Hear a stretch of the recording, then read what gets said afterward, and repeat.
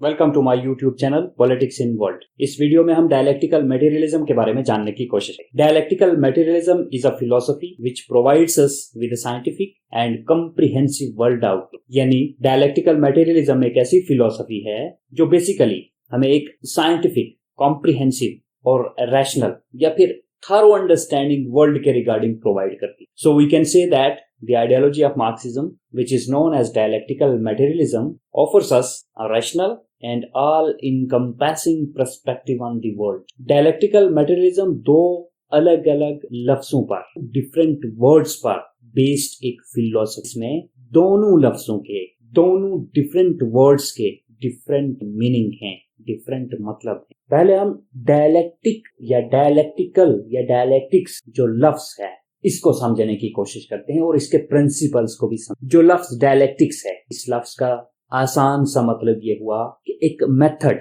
जो intellectual discussions यानी dialogue के जरिए जो एक डिस्कशन है, इंटेलेक्चुअल डिस्कशंस है, उसमें जो एक मेथड है उसको हम डायलेक्टिक। डाया का मतलब होता है दो, लेक्टिक लॉग लैंग्वेज से निकला है। सो हम ये कह सकते हैं कि डायलेक्टिक्स का मतलब ये हुआ कि दो अलग अलग नजरिए, दो अलग अलग सोचें, दो अलग अलग जबानें या दो सोचें या दो आरा या दो जबानें, और जहां भी जो भी दो जबानें या दो सोचें या दो आरा वहां जाहिर है इख्तलाफ पाया जाए, कॉन्फ्लिक्ट पाया जाए। इसीलिए कार्ल मार्क्स हेगल से इंस्पायर होकर डायलेक्टिकल टर्म को अपनी फिलॉसफी में जगह देते। सो इस तरह डायलेक्टिक्स वर्ड ग्रीक डायलेगो से लिया गया है, जिसका मतलब ये भी हो सकता है कि तनाजात यानी डिस्प्यूट्स को कंडक्ट करने की एबिलिटी और तजादात यानी कॉन्ट्राडिक्शंस को महफूज यानी रिजर्व रखने की कोशिश को भी डायलेक्टिक्स के साथ मुंसलिक किया जाता है।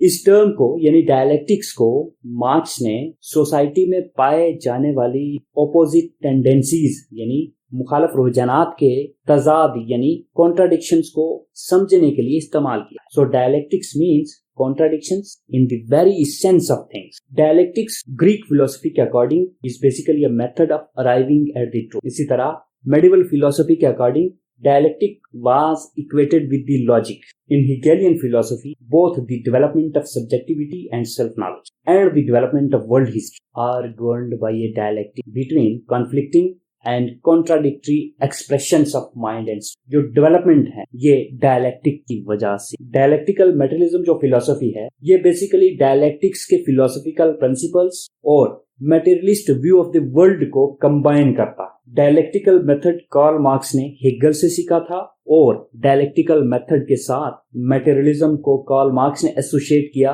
इसकी वजह से डायलेक्टिकल मटेरियलिज्म एक नई फिलॉसफी के तौर पर उभर कर सामने आया। डायलेक्टिक्स से मुराद रियलिटी को उसके कॉन्ट्राडिक्शंस, कॉन्फ्लिक्ट्स और ट्रांसफॉर्मेशन यानी तब्दीलियों के साथ जायजा लेकर अंडरस्टैंडिंग के उस प्रोसेस को डायलेक्टिक्स कहा जाता है। डायलेक्टिकल थ्योरी को रोजमर्रा की जिंदगी में कॉन्ट्राडिक्शंस की एक्सप्लेनेशन के लिए बनाया गया है। कॉन्ट्राडिक्शन का मतलब एक ही वक्त में दो बिल्कुल मुखालफ चीजों का, दो बिल्कुल अपोजिट चीजों का एग्जिस्टेंस, दो बिल्कुल अपोजिट चीजों के एग्जिस्टेंस को कॉन्ट्राडिक्शन कहा जाएगा।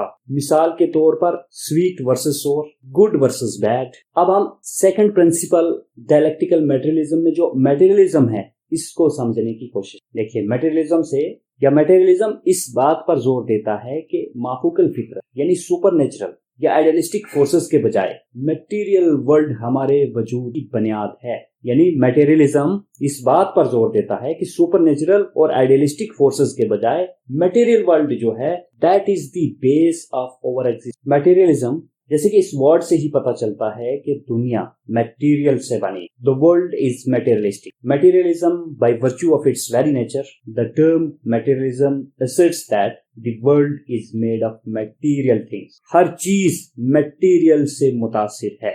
मटेरियल कंडीशन जैसे कि सोशल, इकोनॉमिक और टेक्नोलॉजिकल फैक्टर्स ने ह्यूमन हिस्ट्री और सोसाइटी को तश्कील देने में मदद की। Now let us try to understand and explore the core concept of dialectical materialism. Karl Marx की फिक्री कोशिश, इंटेलेक्चुअल एंडेवर्स तीन चीजों से या फिर तीन वजहों से मुतासर दिखाई देता है। Number 1 German philosophical ideas, number 2 French socialism and number 3 British political economy. Karl Marx in 3 different ideas की वजह से बहुत इन्फ्लुएंस्ड। कार्ल मार्क्स सिर्फ एक मुफक्कर यानी थिंकर नहीं है, बल्कि वो एक revolutionary activist. Marx said the philosophers have interpreted the world, the point how it is changed. Karl Marx ये स्टेटमेंट इस बात पर जोर देती है कि मार्क्स दुनिया को बदलने के मिशन से अपनी फिलॉसफी, या फिर हम कह सकते हैं कि दुनिया को बदलने के मिशन से एक रास्ता तलाश कर रहे। कार्ल मार्क्स ने न सिर्फ किसी सोच या ख्याल को फैलाने में दिलचस्पी रखते थे, बल्कि कार्ल मार्क्स पूरी दुनिया को बदलने में दिलचस्पी। Now let us try to understand the very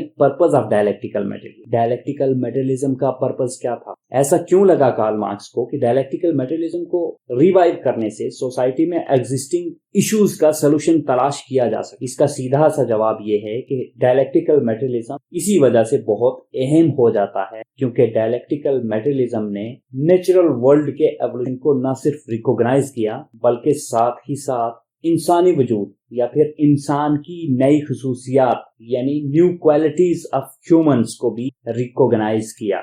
या फिर ये भी हम कह सकते हैं कि ट्रांसफॉर्मेटिव चेंजेस को या ट्रांसफॉर्मेशन का जो एक पैटर्न चला रहा था हिस्ट्री से, कार्ल मार्क्स ने उस पैटर्न को समझने में कामयाबी हासिल की। हिस्ट्री में होने वाले इवेंट्स को लगभग हर एक हिस्टोरियन ने बहुत ही उम्दा तरीके से एक्सप्लेन किया, मगर कार्ल मार्क्स जिस तरह हिस्ट्री को पढ़ने और समझने की कोशिश की है, शायद उनकी तरह किसी और फिलोसोफर ने वो कोशिश नहीं की। और यही वजह है कार्ल मार्क्स को 19th सेंचुरी का सबसे बड़ा थिंकर माना जाता। और दूसरा एक पर्पस ये भी है डायलेक्टिकल मटेरियलिज्म का कि डायलेक्टिकल मटेरियलिज्म से ये पता चलता है कि सोसाइटी का डेवलपमेंट कैसे हुआ। जिस मॉडर्न सोसाइटी का आज हम हिस्सा हैं, इस सोसाइटी के एवोल्यूशन प्रोसेस को एक्सप्लेन करने के लिए कार्ल मार्क्स ने dialectical materialism as a method adopted. So we can say that dialectical materialism is the scientific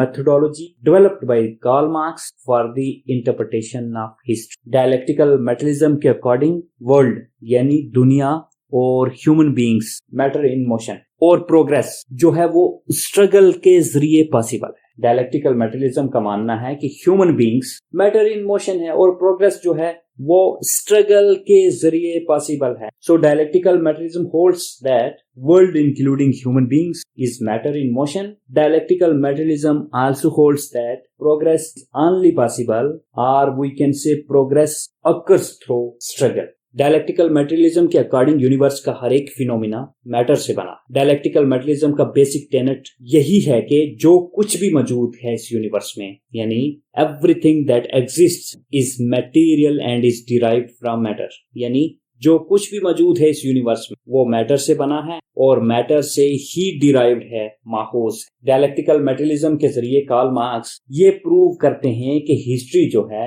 वो एक स्ट्रगल है बुर्जोइसी और प्रोलिटरेट के दरमियान। बुर्जोइसी वो क्लास है जो कुछ भी प्रोड्यूस नहीं करती, मगर उसके बावजूद मीन्स ऑफ प्रोडक्शन पर उस क्लास को पूरा कंट्रोल हासिल है।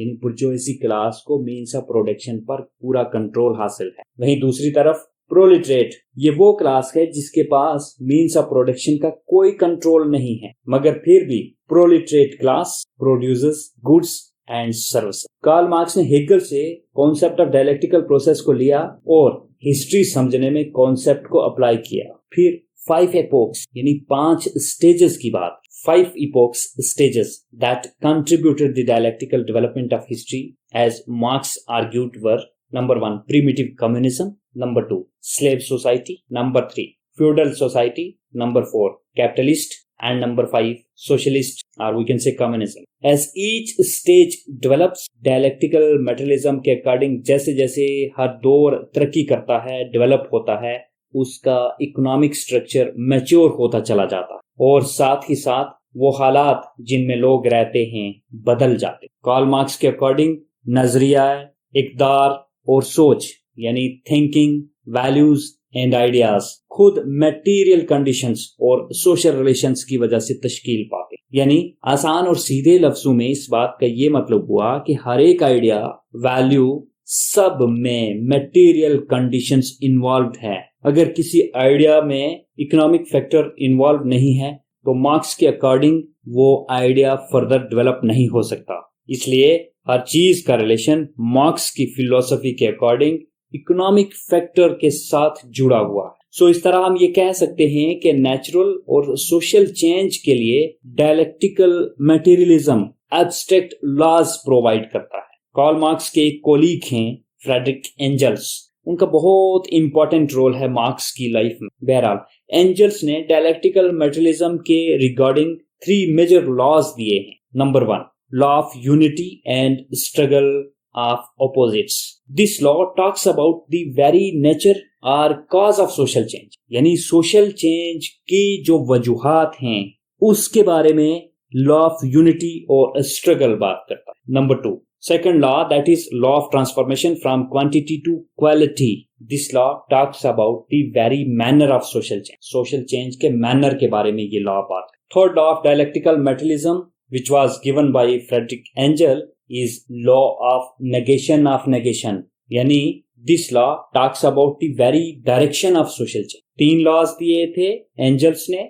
जो पहला लॉ है वो सोशल चेंज के काज के बारे में बात करता है, जो दूसरा लॉ है वो सोशल चेंज के मैनर के बारे में बात करता है, और जो तीसरा लॉ है वो सोशल चेंज के डायरेक्शन के बारे में बात. So these were the 3 important laws which were given by Friedrich Engels. अब हम कुछ important features देखते हैं dialectical materialism के. Number 1, dialectical materialism based on the idea of dialectic. इसका मतलब यह है कि चेंज का जो प्रोसेस है वो कॉन्फ्लिक्ट, क्लास या फिर टेंशन का नतीजा है, जो बेसिकली 2 कंपैटिबल फोर्सेस के दरमियान जो ताल्लुक है उसकी वजह से. यहाँ डायलेक्टिक का मतलब दोहरा वजूद यानी डबल एग्जिस्टेंस है, जैसे अमीर और गरीब etcetera. Second feature, structure and super structure. देखिए, सोशल एग्जिस्टेंस का बेस ह्यूमन नीड्स की फुलफिल के लिए प्रोडक्शन है. So this is all about the dialectical materialism.